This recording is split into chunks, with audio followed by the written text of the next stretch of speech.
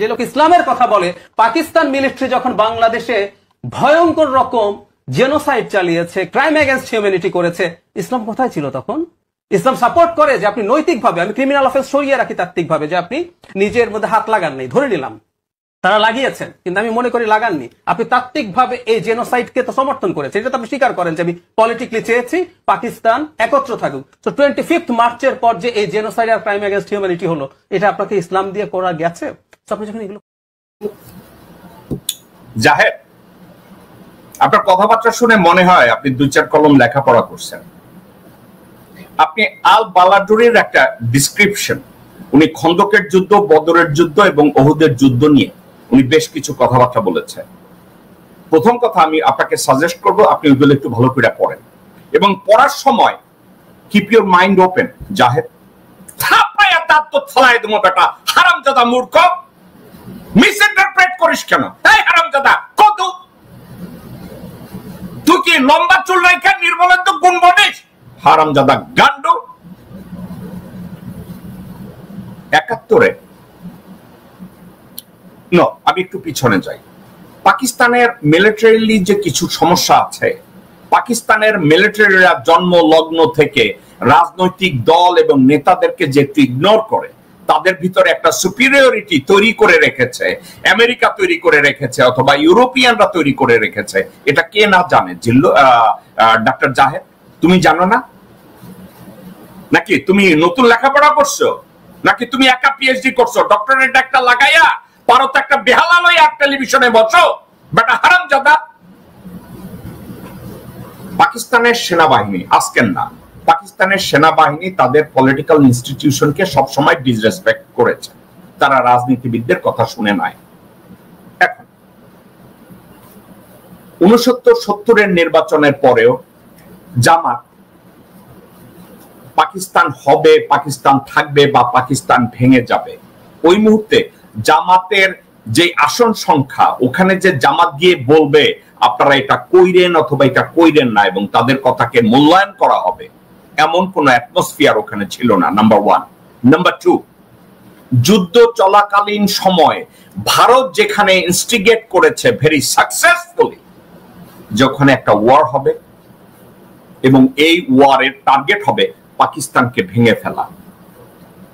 Zulfikar Ali Bhutto CIA declassified ডকুমেন্টে সরাসরি বলা আছে ইন্দিরা গান্ধী সাকসেসফুলি জুলফিকার আলী ভুট্টোকে কিনে ফেলেছিল। মুজিবকে কিনতে পারে না, কিন্তু ভুট্টোকে কিনে ফেলেছিল। ভুট্টোকে ইন্দিরা গান্ধী বলেছিল তুমি মুজিবের সাথে যত মিটিং এ বসো কোনো অসুবিধা নাই, কিন্তু মুজিবের কোন শর্তে তুমি রাজি হবে না। জাহেদ, তুমি কি এটা পড়ছো নাকি তুমি পড়ো না? আজকে জামাত ইসলামের কথা তোমার বললে তুমি কি আধুনিক হয়ে যাবা? তুমি কি দেখাবা যে তুমি এই যুগের মাসিয়া?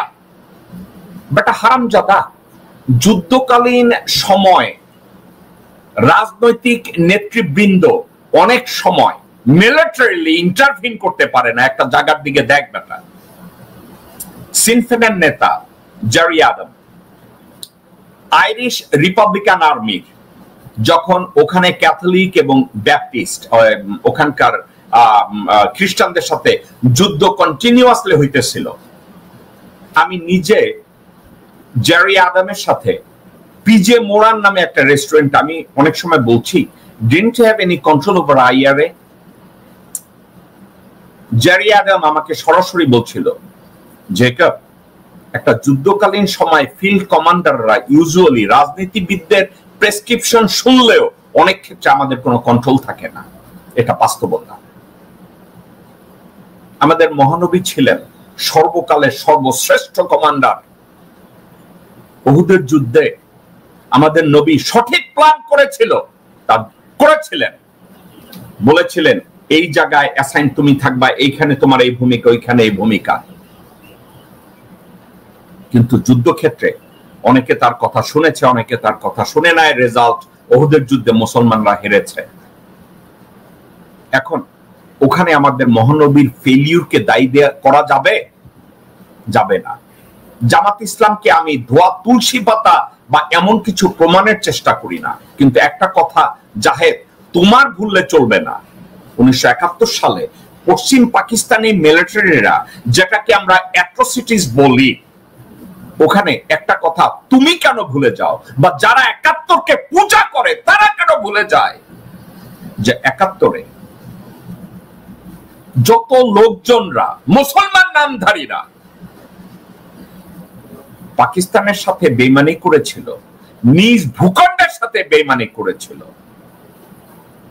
এবং তারা জানতো যে এই যুদ্ধে বাংলাদেশের স্বাধীনতা বলতে কোনো কিছু নাই, শুধু পাকিস্তানকে ভাঙা ছিল ইন্ডিয়ার উদ্দেশ্য, যার জন্য গত ৫৪ বছরে ৭.৫ কোটি মানুষ থেকে আজকে ২০ কোটি মানুষ সাফারের পর সাফার করে যাচ্ছে।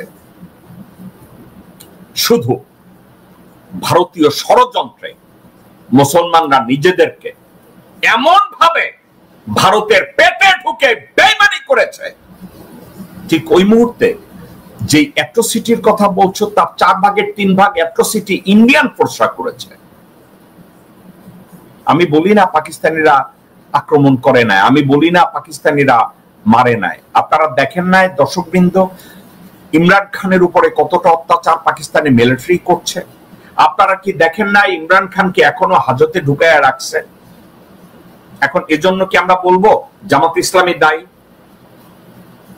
তো জাহেদের মতো এ ধরনের ২-৪ কলম লেখাপড়া জানা একটা লোক যদি অর্ধ সত্য প্রকাশ করে আর বাকিটা পেটের মধ্যে রাখে, ওদেরকে জুতা পেটা করা উচিত।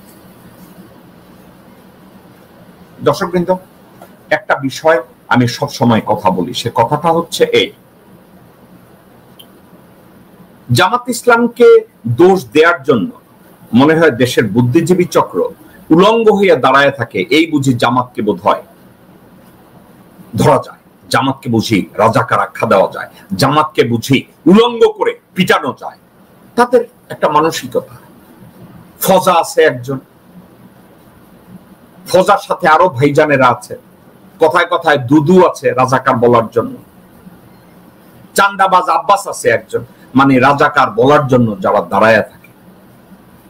কিন্তু সত্যিকার অর্থে কেউ যদি একবার চিন্তা করে দেখে যে যুদ্ধ সে তো যুদ্ধ, যুদ্ধক্ষেত্রের উপরে কার নিয়ন্ত্রণ থাকবে অথবা থাকবে না, it's a different way of thinking. আমি জামাতের ব্যাখ্যা থেকে বিভিন্ন জায়গা থেকে অনেক জায়গায় আমি দ্বিমত পোষণ করি, কিন্তু এই কথাটা আমি বলতে চাই না যে ৭১-এ যে অ্যাট্রোসিটিস হয়েছে জন্য জামাত দায়ী। এ ধরনের জামাতের ঘাড়ে যারা এ ধরনের দায়ভার চাপাতে চায়, তারা জাস্ট নিজেদেরকে জ্ঞানী বানাতে চায়, ভারতের ন্যারেটিভের সাথে তারা একাত্মতা পোষণ করতে চায়, একটু গরুর মুত অথবা গোবর খেতে চায়। জাহেদের মতো লোকজন এবং জিল্লুরের মতো লোকজনকে কেউ যদি একটু গোবর দিয়ে সাহায্য করেন অথবা গোমূত্র দিয়ে সাহায্য করেন, আমি তাদেরকে ১০,০০০ টাকা পুরস্কার দেব। আপনারা জিল্লুরকে গোমূত্র দিয়ে এবং গোবর দিয়ে তাকে একটু সম্বর্ধনা দেন। আপনারা জাহেদের মতো লোককে একটু গোবর দিয়ে এবং গোমূত্র দিয়ে তাদেরকে একটু আপ্যায়ন করেন। আমি ১০,০০০ না, আপনাদেরকে আমরা ২০,০০০ টাকা দেব।